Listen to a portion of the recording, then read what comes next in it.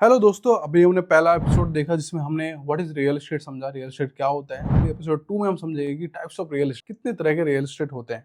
Right. सो अगर मैं आपसे एक सिंपल सा सवाल पूछूं कि रियल एस्टेट कितने टाइप के होते हैं, तो शायद आपका जवाब होगा फ्लैट, प्लॉट और विला। लेकिन सच ये है कि इंडिया में रियल एस्टेट सिर्फ 3 टाइप के नहीं होते, इसके कई अलग कैटेगरीज भी होती हैं। और अगर आपने गलत कैटेगरीज में इन्वेस्ट कर लिया तो आपका लाखों का नुकसान। सो इस वीडियो के एंड तक आपको एग्जैक्टली समझ आ जाएगा कि रेसिडेंशियल, कमर्शियल और इंडस्ट्रियल और लैंड, ये 4 तरह के जो प्रॉपर्टीज होते हैं इसमें क्या डिफरेंस होता है। राइट। और किस इंसान को किस प्रॉपर्टी में इन्वेस्ट करना चाहिए।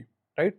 तो नमस्ते दोस्तों, मेरा नाम है कुंदन भगत और आप देख रहे हैं कुंदन भगत रियल एस्टेट चैनल्स। और हम यहाँ पे बहुत सिंपल से लैंग्वेज में वीडियोस लेके आते हैं आपको प्रॉपर्टी के रिगार्डिंग और पूरे गुड़गांव मार्केट दिल्ली। अगर आप प्रॉपर्टी खरीदना चाहते हैं, इन्वेस्टमेंट करना चाहते हैं या सिर्फ रियल एस्टेट के बेसिक सीखना चाहते हैं तो ये वीडियो आपके लिए। सो पहला चैप्टर देखते हैं, रियल एस्टेट क्या होता है। सबसे पहले एक बेसिक बात समझते हैं कि रियल एस्टेट का मतलब होता है जमीन और उसके ऊपर बनी हुई परमानेंट प्रॉपर्टी। परमानेंट प्रॉपर्टी का मतलब है ऐसी कंस्ट्रक्शन जो परमानेंटली उस लैंड से जुड़ी हो। उसमें apartments, builder floor, plot, office, shop, warehouse और फैक्ट्री सब शामिल होते हैं। अब सवाल ये उठता है कि जब ये सब रियल एस्टेट का हिस्सा है तो इन्हें अलग कैटेगरीज में क्यों डिवाइड किया जाता है। इसका जवाब बहुत सिंपल है, हर प्रॉपर्टी का यूज अलग होता है। कोई प्रॉपर्टी रहने के लिए होती है, कोई बिजनेस के लिए होती है, मैन्युफैक्चरिंग के लिए होती है, फ्यूचर डेवलपमेंट के लिए होती है। इसी वजह से रियल एस्टेट को अलग अलग कैटेगरीज में डिवाइड किया गया। सो अब हम दूसरा चैप्टर देखते हैं, रेसिडेंशियल रियल एस्टेट। राइट।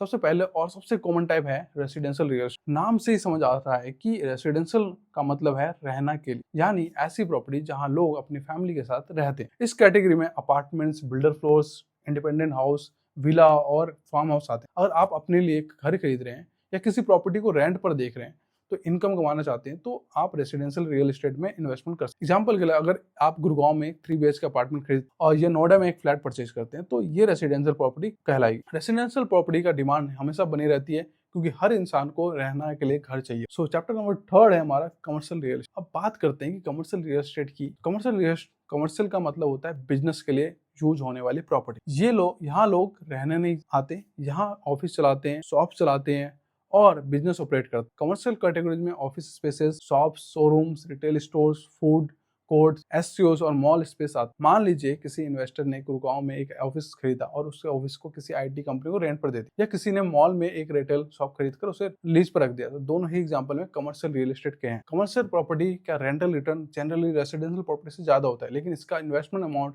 भी ज्यादा होता है और रिस्क भी कंपेरेटिवली हाई होता है मुकाबले तो रेसिडेंशियल प्रॉपर्टी। राइट। तो इसके लिए बहुत अच्छी लोकेशन होनी बहुत जरूरी है। अब देखते हैं इंडस्ट्रियल रियल एस्टेट क्या होता है, फोर्थ। अब आते हैं तीसरी कैटेगरी जिसका नाम है इंडस्ट्रियल रियल एस्टेट। ये कैटेगरी मैन्युफैक्चरिंग, प्रोडक्शन और स्टोरेज के लिए यूज होती है। इसमें फैक्ट्रीज, वेयरहाउस, लॉजिस्टिक पार्क्स और मैन्युफैक्चरिंग यूनिट शामिल होते हैं। अगर आप अमेजन के वेयरहाउस या किसी ऑटोमोबाइल कंपनी की मैन्युफैक्चरिंग फैक्ट्री को देखिए तो ये इंडस्ट्रियल रियल एस्टेट का एग्जाम्पल है। ये प्रॉपर्टीज जनरली इंडिविजुअल बायर्स के लिए नहीं होती है, इसमें ज्यादातर कंपनीज और इंस्टीट्यूशनल इन्वेस्टर इन्वेस्ट करते हैं।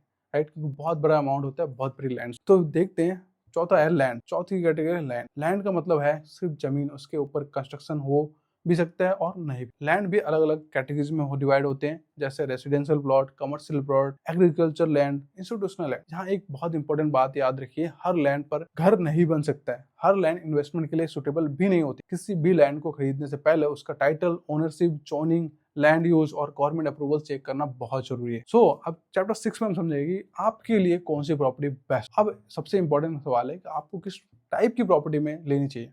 अगर आप पहली बार अपना घर खरीद रहे हैं तो रेसिडेंशियल प्रॉपर्टी सबसे सुटेबल रहेगी। अगर आपका ऑब्जेक्टिव रेगुलर रेंटल इनकम कमाना है और आपको बजट भी अच्छा है तो कमर्शियल प्रॉपर्टी एक अच्छा ऑप्शन हो सकता है। अगर आप लॉन्ग टर्म एप्रिसिएशन देख रहे हैं और फ्यूचर ग्रोथ वाले एरिया में इन्वेस्ट करना चाहते हैं तो प्लॉट या लैंड एक अच्छा इन्वेस्टमेंट हो सकता है। लेकिन अपनी कंसल्टेंट से जरूर डिस्कस करें।